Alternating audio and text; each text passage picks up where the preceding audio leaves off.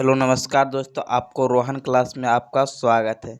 जैसे कि आपको लिखा हुआ थंबनेल में ही पता चला होगा कि जो साइंस का न्यू सिलेबस उसी अनुसार 2022 में जो ग्रुप डी के पहले साइंस पूछा था, अभी आपको बता दें कि आईसीआर के जो एग्ज़ाम हुआ है 2024 के जनवरी में, उसी के अनुसार पूछा था। जब 2022 के उठाइएगा, जब 2022 के चौथा महीना में हुआ था किसका, आईसीआर का, और उसी पैटर्न के ग्रुप डी 8वां महीना 2022 में जो एग्ज़ाम हुआ उसका पैटर्न ही उठा है। यही चलते आपको बताएं 2024 के आईसीआर टेक्नीशियन का एग्ज़ाम हुआ, उसी अनुसार आपको पूछेगा। देखते हैं पहला क्वेश्चन कब पूछा है, देखते हैं। देखिएगा 8 तारीख 1वां महीना 2024 के आईसीआर के क्वेश्चन है जो टेक्नीशियन 1 के, इसी अनुसार आपको पूछेगा 2000 मैंने लेटेस्ट अपडेट के अनुसार। कोशिका झिल्ली बाल जैसी वृद्धि होती है। पहले पूछता था कि कोशिका झिल्ली किसका कहाँ पर पाया जाता है, कोची का बना होता है, ये पूछता था कि अब कहा कोशिका झिल्ली बाल जैसी किसकी होती है, तब बाल जैसी किसकी होती है, बाल जैसी सिलिया और कच्छाव होती है। कच्छाव कोशिका झिल्ली बाल जैसी किसकी होती है, ये अमीब आपको पैरामीशियम मिलेगा। पैरामीशियम को देखिएगा, पैरामीशियम जो ऐसे चप्पल जैसा रहेगा उसको कोशिका झिल्ली बाल जैसी रहेगी। और कच्छाव अमीबा के देखिएगा तो अमीबा ऐसे रहेगा, उसका भी कोशिका झिल्ली बाल जैसा ही रहता है। तब कोशिका झिल्ली सिलिया यहाँ भराएगा कुछ सिलिया और कच्छाव का कोशिका झिल्ली बाल जैसी होती है। गुणसूत्र की बात करें, ये आपको दी मॉडल ये छड़ जैसा नुमा होती है। गुणसूत्र छड़ नुमा होती है, यानी पहला गलत हो जाएगा, ऑप्शन नंबर 3 सही। चलेगा नेक्स्ट क्वेश्चन। एटीपी के संबंध में कौन सा सही है, एडिनो ट्राई फास्फेट होता है। एडिनो ट्राई फास्फेट होता है जो ऊर्जा के रूप में माइक्रोकॉन्ड्रिया में रहती है। जब C6H12O6 O2 की उपस्थिति में मानव शरीर में जब टूटता है तो CO2 प्लस H2O ऑक्सीजन की उपस्थिति में टूटता है और 673 किलो कैलोरी ऊर्जा उत्पन्न करती है, यानी बिल्कुल।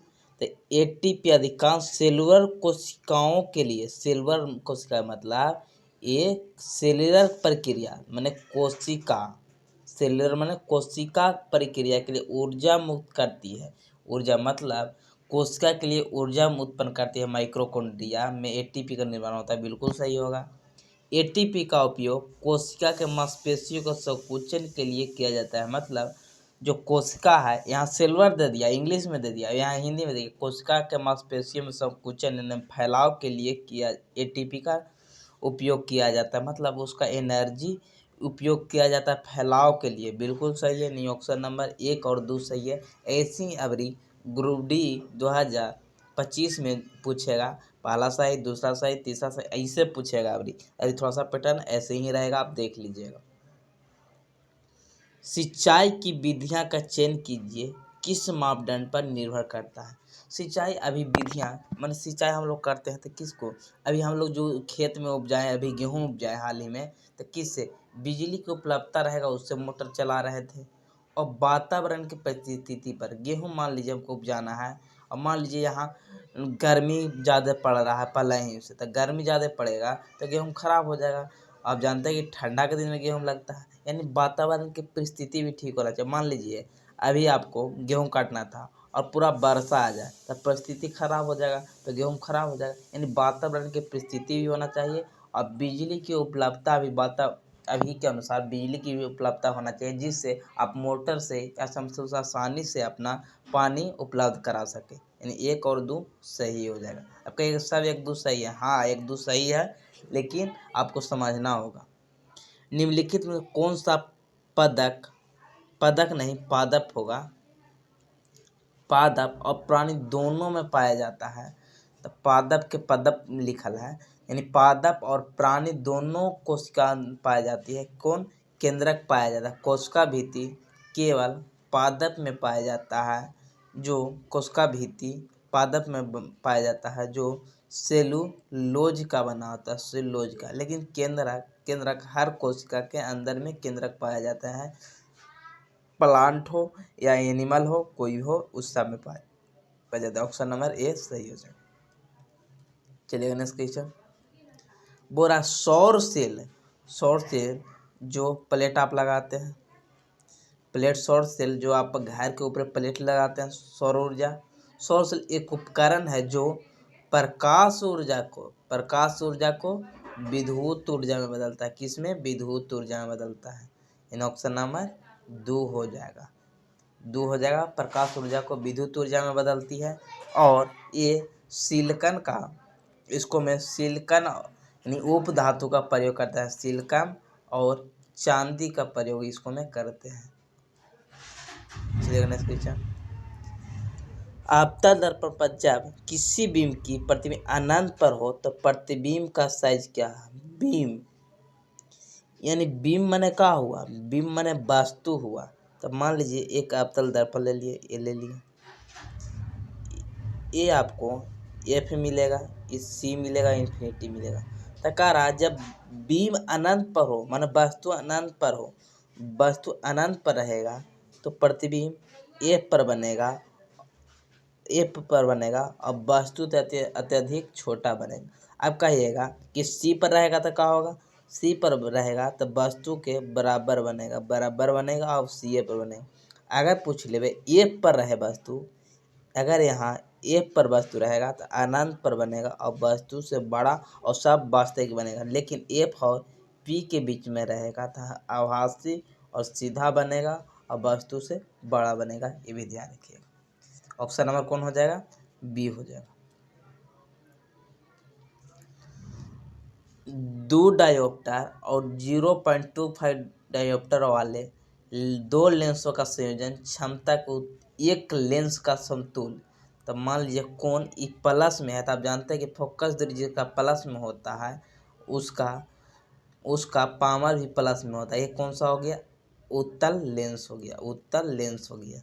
तो आप जानते हैं कि पी टोटल बराबर P1 प्लस P2 होता है। प्लस माइनस होगा तो प्लस माइनस हो जाएगा और दोनों संयोजन एक जमा है, माने डिस्टेंस 0 है। तो P1 कितना है? 2 डायोप्टर और दूसरा कितना है? 2.25 डायोप्टर और दोनों पल्से में है, क्योंकि दोनों प्लस में है तो उत्तर तो जुटेगा, यानी 2.25 डायोप्टर होगा। लेकिन एगो माइनस में रहता है, यानी एगो आपतल एगो उत्तर रहता तो ये घट जाता तो 1.75 हो जाता है। ये भी ध्यान रखिए अगर माइनस में एगो रहता तो। चलिएगा नेक्स्ट क्वेश्चन देखिएगा। ये सब डाटा है, इसको याद रखिएगा। एसिटिक एसिड का क्वथनांक मतलब बॉइलिंग पॉइंट कितना हो जाएगा? जैसे हम लोग जानते हैं कि 100 डिग्री सेल्सियस पर पानी खौलता है, इस तरह 291 केल्विन पर एसिटिक एसिड का बॉइलिंग पॉइंट होता है। कहीं सब याद रखिए नहीं, कुछ ऐसा है उसको याद रखिएगा जिसका मतलब जो एग्जाम में पूछा गया है।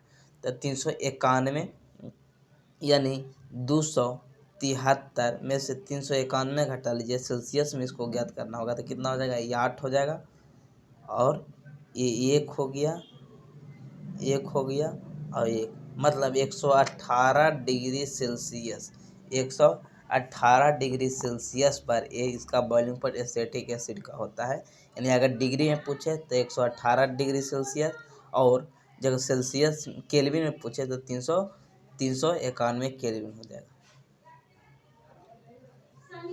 देखिएगा इतना निम्नलिखित में किस तत्व का इलेक्ट्रॉन विन्यास है? देखिएगा ये का है? हीलियम है तो हीलियम के 2 होता है और यहाँ 2 हो गया और यहाँ 2 है, तो यानी 2 2 तो कितना? 2 2 4 2 3 6, यानी कार्बन को हो गया, जिसको बाहरी कक्षा में कितना है?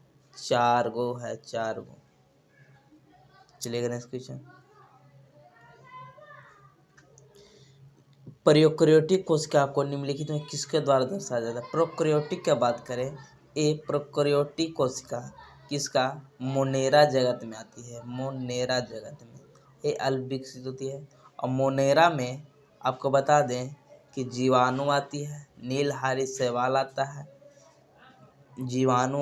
नीलहरी शैवाल, यानी ऑप्शन नंबर 4 हो जाएगा। और ये सब एक कोशिकीय प्रोकैरियोटिक होती है, मैंने अल्प विकसित होती है। और एक आपको पता चलेगा पोस्टिटा। पोस्टिटा होती है जो यूकैरियोटिक होती है, यूकैरियोटिक होती है, यूकैरियोटिक होती है। इसको मैं आपको बता दें कि इग्लिना आ जाएगा, ये सब आपको प्रोटिस्टा में आता है। कावा का गया, ये सब प्रोटिस्टा में आता है। चलिएगा नेक्स्ट क्वेश्चन, ऑप्शन नंबर 4 हो जाएगा। साइटोप्लाज्म माने कोशिका द्रव का, कोशिका द्रव, कोशिका द्रव निम्नलिखित में कौन सा सही है? साइटोप्लाज्म कोशिका के अंदर जेल जैसी तरल पदार्थ होती है। साइटोप्लाज्म में जेल जैसी चिपचिपा पदार्थ माने चिपचिपा पदार्थ होती है। कौन होती है? साइटोप्लाज्मा होती है, जो केंद्रक और कोशिका झिल्ली के बीच में होती है। साइटोप्लाज्म यानी कोशिका द्रव। यह रासायनिक प्रतिक्रिया को समाधान करता है। हाँ, लाइसोसोम इसका आत्महत्या की थैली कहते हैं। ये सब को नियंत्रण करने के लिए साइटोप्लाज्म में ये सब चिपचिपा पदार्थ मैंने रासायनिक प्रक्रिया का माध्यम उत्पन्न करते हैं। यानी ऑप्शन नंबर ए हो जाएगा। 1 और 2 दोनों सही है। अधिकतर 1 2 सही मेरा इसे ना समझिए कि मतलब खाली 1 2 मार देंगे। वायु का निरपेक्ष वर्तनांक है। वायु का निरपेक्ष 1.003 होता है, मतलब 1.003 माने 3 लास्ट में और 3 जीरो एग्जिट। यही आपको एनसीईआरटी में भी मिलेगा, 1.003 मिलेगा, 3 को जीरो और लास्ट में 3। ये भी ध्यान रखिए। समानता परकुंचन दबाव लगभग होती है। हम लोग के ब्लड प्रेशर के 120 होती है हाईएस्ट, मतलब परकुंचन जिसको सिस्टोलिक्स बोला जाता है इंग्लिश में। परकुंचन 120 और 80 शिथिलन होता है। अनुशिथिलन कहेगा तो 80 हो जाएगा ब्लड प्रेशर के। यानी ऑप्शन नंबर कौन हो जाएगा? 3 हो जाएगा।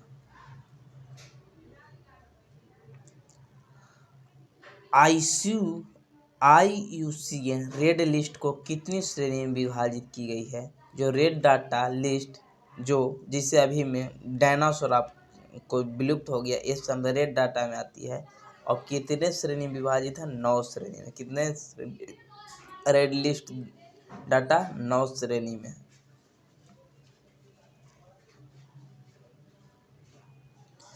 कार्बनिक यौगिका और उसके समान नामों के संबंध में निम्नलिखित कौन सा कितने जोड़े सही है?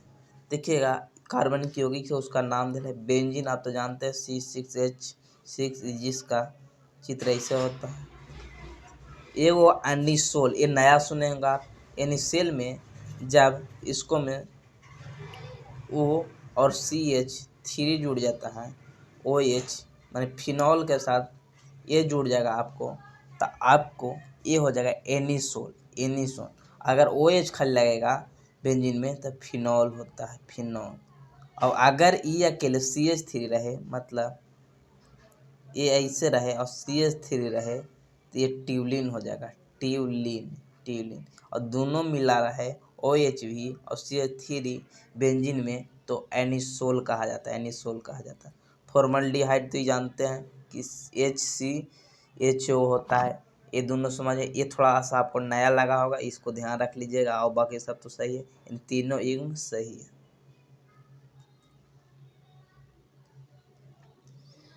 चुंबकीय क्षेत्र रेखाएं, मान लीजिए ये नॉर्थ से साउथ एक पोल है, इसका चुंबकीय क्षेत्र ऐसे जाएगा, ठीक है। चुंबकीय क्षेत्र रेखाएं के संबंध कौन सा सही है? चुंबकीय क्षेत्र का निरस्तर करने के चुंबकीय रेखाएं का उपयोग किया जाता है, जिससे चुंबकीय क्षेत्र को दर्शाने के लिए हम लोग चुंबकीय रेखाओं को काल्पनिक का प्रयोग करते हैं। बिल्कुल सही कहा है। चुंबकीय क्षेत्र का निरूपण के लिए माने संकेत बताने के लिए चुंबकीय क्षेत्र रेखाओं का प्रयोग करते हैं। बिल्कुल सही। चुंबकीय क्षेत्र रेखा वह पथ है जिसके अनुदिश कोई परिकल्पनिक स्वतंत्र उत्तरी ध्रुव से गमन करते ही प्रकृति रखता है। मतलब उत्तरी ध्रुव से निकलती है और दक्षिण ध्रुव में जाती है, और एक दूसरे को कभी नहीं काटती, भी ध्यान रखिएगा। एक बंद सक्रिय का ये बंद एक पथ का निर्माण करता है और एक दूसरे को कभी भी नहीं काटते। पूछता है कि चुंबकीय क्षेत्र एक दूसरा को काटती है कि नहीं काटती है, तो चुंबकीय क्षेत्र रेखाएं एक दूसरे को कभी नहीं काटती है, एक दूसरे के समांतर चलती है। यानी ऑप्शन नंबर कौन हो जाएगा? 3 हो जाएगा। 1 और 3, 1 और 2 सही हो जाएगा। क्राउन कांच, क्राउन कांच एक कांच होता है, एक क्राउन कांच मिलेगा आपको, एक कुक्स कांच मिलेगा।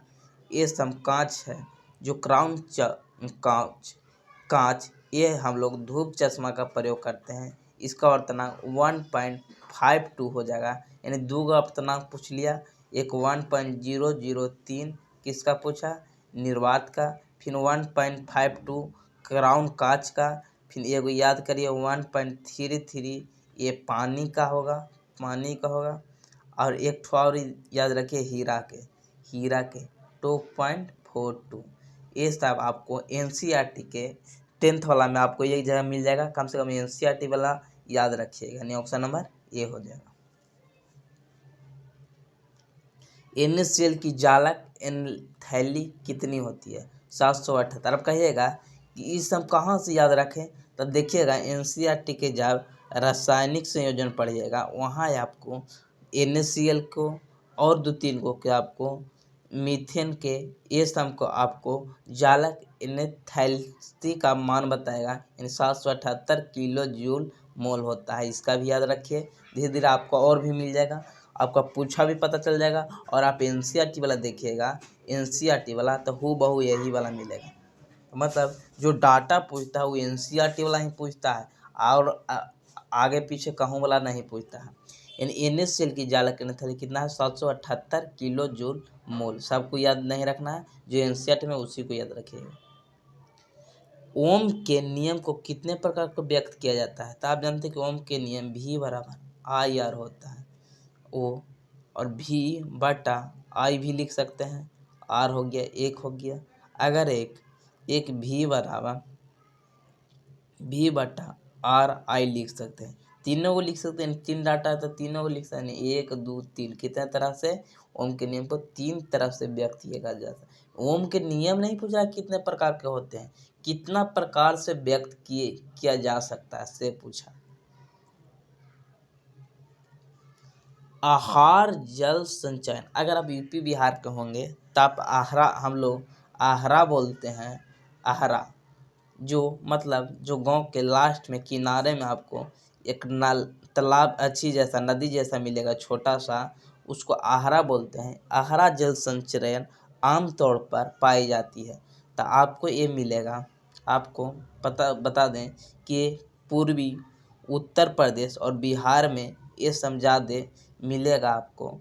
कोची आहरा का जल संचयन मतलब आहरा है वो तालाब जैसा होती है, मतलब कुछ दूर बहुत लंबी होती है, जिससे जल को संचयन बनाए रखते हैं। जो मतलब बाढ़ के पानी या कहीं के पानी ज़्यादा होने के बाद वहीं हम लोग गांव के स्टॉक रखते हैं। अगर बिहार के आप हैं तो आप अच्छा से जानते होंगे। उत्तरी पूर्वी उत्तर प्रदेश और बिहार में ऐसा होता है। महाराष्ट्र इस सब तो नदी से सतलज नदी यहाँ बहुत बड़ा है, ये सब उत्पन्न हो जाती है और इधर भी बहुत बरसे होती है। निर्वात में प्रकाश की अत्यधिक चाल कितनी होती है? 3 × 10⁻⁸ मीटर प्रति सेकेंड होती है। एकदम आप हमेशा याद रखें, क्योंकि अगर एक क्वेश्चन न पूछे तो अलग बात है, लेकिन आपको इसको कोई चीज़ के डाटा न्यूमेरिकल में बहुत काम देता है। म्यू बराबर C/V जब निकालिएगा तो इसको में बहुत काम करेगा, निर्वात में प्रकाश की चाल। और याद रखिए 2.25 × 10⁸ मीटर प्रति सेकेंड ये किसका में होता है? ये जल में होता है, ये भी ध्यान रखिए। ब्यूटेन का सूत्र होता है, यानी ब्यूटेन CnH2n+2 यानी एल्केन ग्रुप के होता है, एल्केन ग्रुप का होता है। यानी कितना? ब्यूट माने 4 यानी 4 हो गया, H2n तो 4 और +2 यानी 4 × 8 = 10। ऑप्शन नंबर ये हो जाएगा। चलिए नेक्स्ट क्वेश्चन। विद्युत परिपथ के निम्नलिखित में कौन सा कथन सही है? यानी परिपथ मान लीजिए, एक परिपथ बना लेते हैं। मान लीजिए 10 वोल्ट की एक बैटरी है, उसको हम किसी तार से जोड़कर हम लोग मान लीजिए एक बल्ब जला रहे हैं, ठीक। अब कह रहा है किसी बंद परिपथ में, ये बंद परिपथ है, खुला तो नहीं लग रहा आपको। अगर स्विच यहाँ दे दें, यहाँ मान लीजिए एक स्विच दे दें, एक स्विच दे दें यहाँ पर, तो ये बंद परिपथ हो जाएगा। मान लीजिए स्विच हम लगा दिए, बंद परिपथ हो गया। किसी बंद परिपथ में विद्युत धारा इस प्रकार उत्पन्न होती है जिससे यह प्रतिरोध चुंबकीय फ्लक्स का विरोध कर सके। मतलब किसी बंद परिपथ में हम लोग विद्युत धारा देते हैं तो एक चुंबकीय फ्लक्स का विरोध करते हैं। मतलब इसको में धारा उत्पन्न रहती है और ये चुंबकीय क्षेत्र उत्पन्न करती है। और चुंबकीय क्षेत्र किसके कारण होती है? फ्लक्स को काटने के कारण, तो फ्लक्स के विरोध के कारण ही उत्पन्न होती है। तो किसी बंद परिपथ के विद्युत धारा इस प्रकार उत्पन्न होती है जिससे कि यह प्रतिवर्तित चुंबकीय फ्लक्स, मतलब हर दूसरा को मतलब चेंज हो रही है, मतलब कट रही है, कि विरोध कर सके। ये बिल्कुल सही है। एक खुले परिपथ में प्रेरित विद्युत वाहक बल उसके सिरे पर उत्पन्न होती है। जब विद्युत वाहक बल मान लीजिए खुला है, तो अगर खुला है तो जब यहाँ रहेगा, अगर स्विच नहीं लगाएंगे तो का विद्युत वाहक यानी इलेक्ट्रोमैग्नेटिक फोर्स, इसी के कारण विद्युत वाहक बल के ही कारण कि कोई भी धारा एक दूसरे के जगह हस्तांतरित होती है विद्युत वाहक बल के ही कारण। तो इनके सिरे पर उत्पन्न, अगर तुरंत हम यहाँ पर ये चालू कर दें यानी स्विच लगा दें तो तुरंत यहाँ से शुरू हो जाएगा, मतलब सिरा पर ही रहती है। बिल्कुल सही, एक दो दोनों सही। आपको रिस्पॉन्स शीट के साथ बताया जा रहा है। जब फेरस सल्फेट यानी Fe2SO4 को जब गर्म किया जाता है तब गर्म किया जाता है, अपघटन क्रिया होती है। ये बता रहा है कि आपका टूट जाता है, और टूटने के बाद यानी गर्म के टूट जाता है तो कौन कौन सी प्राप्त होती है। तो आपको बता दें कि Fe2O3 plus SO2 plus SO3 प्राप्त होती है। मतलब इसको हमें फेरिक ऑक्साइड प्राप्त होती है, फेरिक ऑक्साइड, सल्फर डाइऑक्साइड प्राप्त होती है और सल्फर ट्राइऑक्साइड, और ये सब भूरा रंग का होता है, भूरा रंग के भी ध्यान रखिए। उम्मीद किए होंगे कि अच्छा लगा होगा। सब्सक्राइब कीजिए, लाइक कीजिए और शेयर कीजिए, और अब बताइए कि कैसा लगा। ऐसे ही आप हमारा प्रयास को देखिए। अगर कोई दिक्कत हो तो कमेंट में बताइए, हम सुधारने की कोशिश करेंगे। जय हिंद, जय भारत। अपना कमेंट में राय